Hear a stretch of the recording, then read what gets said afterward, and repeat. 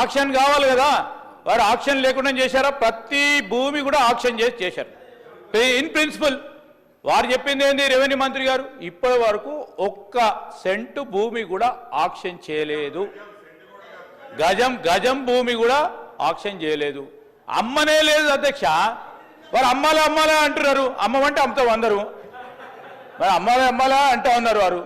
అమ్మమంటే అమ్ముతాము, దానికేముంది అధ్యక్ష? దాని గురించి కాదు. ఈరోజు పరిశ్రమలు రావాలి, పరిశ్రమలకు సంబంధించిన ఇన్ఫ్రాస్ట్రక్చర్ కార్పొరేషన్ కూడా లాభం బాటలో నడవాలనే ఒక ప్రయత్న భాగంలో ఈరోజు మరి రెవెన్యూ మినిస్టర్ గారు మరి క్యాబినెట్ అంతా కూడా నిర్ణయం చేసి దానికి ట్రాన్స్ఫర్ చేస్తే, ఈరోజు ట్రాన్స్ఫర్ చేసినంత మనం ఎవరికైనా భూములు అమ్మితే వాల్యుయేషన్ అధ్యక్ష, దానికి ఈ భూమి విలువ 75 కోట్లకు సంబంధించి ఒక వాల్యుయేషన్ చేస్తే దాన్ని అమ్ముకున్నారని గ్లోబల్ ప్రచారం చేస్తే ఎట్లా అధ్యక్ష?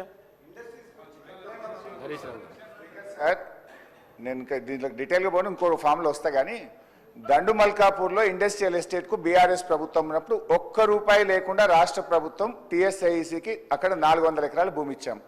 మరి మీరు 75 కోట్లకి ఎందుకు పెట్టిన? మీరు కూడా జీవో మార్చి ఫ్రీగా ఇస్తున్నామని చెప్తే, ఫ్రీగా టీఎస్ఐఈసీకి వస్తే ఇంకెక్కువ ఇండస్ట్రీస్ను ఆకర్షించవచ్చు. ఫ్రీగా మీరు ఈ ల్యాండ్ను ఇండస్ట్రియలిస్టులకు, ప్రపంచ ఇండస్ట్రియలిస్టులకు మీరు ఇచ్చినట్టయితే ఇంకా చాలా పెద్ద పెద్ద కంపెనీలు మనకు వచ్చి ఎక్కువ ఉద్యోగాలు వస్తాయి. కనుక ఈ జీవోను మార్చి ఫ్రీగా ఇస్తామని చెప్పండి, అప్పుడు మీరు భూమి అమ్మలేదంటే నేను నమ్ముతా అధ్యక్ష. ఇకపోతే అధ్యక్ష, ఎట్లయినా ఇంటెలెక్చువల్ మినిస్టర్ కదా శ్రీధర్ బాబు గారు, ఈ క్యాన్ ట్విస్ట్ ఎనీవే అధ్యక్ష. అయితే మిగతా విషయాలకు పోతే, గౌరవనీయులు ఉప ముఖ్యమంత్రి గారు ఫార్మ్ మెకనైజేషన్కు బీఆర్ఎస్ ప్రభుత్వం ₹1 ఇవ్వలేదు అన్నాడు. డ్రిప్ స్ప్రింక్లర్లకు ₹1 ఇవ్వలేదు అన్నాడు. రైతులకు ఇన్సూరెన్స్ డబ్బులు కట్టలేదు అన్నారు. నేను మెస్ ఛార్జీలు ఎస్సీ ఎస్టీ బీసీ పిల్లలకు పెంచలేదు అన్నారు. సభలో ఇప్పుడే మాట్లాడారు. దీని మీద I want to challenge the minister. ఎందుకంటే అన్నం ఉడికిందా లేదా చూడాలంటే ఒక మెతుకు ముట్టుకుంటే చాలు. అంటే ఇవాళ బట్టి విక్రమార్క గారి మాటల్లో నిజాయితీ ఎంత ఉందంటే నేతి బీరకాయల్లో నెయ్యి ఎంతనో బట్టి గారి మాటల్లో నిజాయితీ అంత. నేను ఉత్తుత్తగా మాట్లాడతలేను. ఈ మాటల మీద నేను ఇప్పుడే నా రాజీనామా లేఖను స్పీకర్ ఫార్మెట్లో మీకు ఇస్తా. ఒకవేళ ఇవన్నీ వీటికి మేము ఇచ్చుండకపోతే నా రాజీనామాను మీరు యాక్సెప్ట్ చేయండి. ఇచ్చుంటే బట్టి గారు రాజీనామా లెటర్ను సీదా గవర్నర్ దగ్గరికి పోయి ఇస్తారా అని మీ ద్వారా వారిని అడుగుతా ఉన్నా. ఒకటి అంటే అన్ని అబద్ధాలు, గోబల్స్.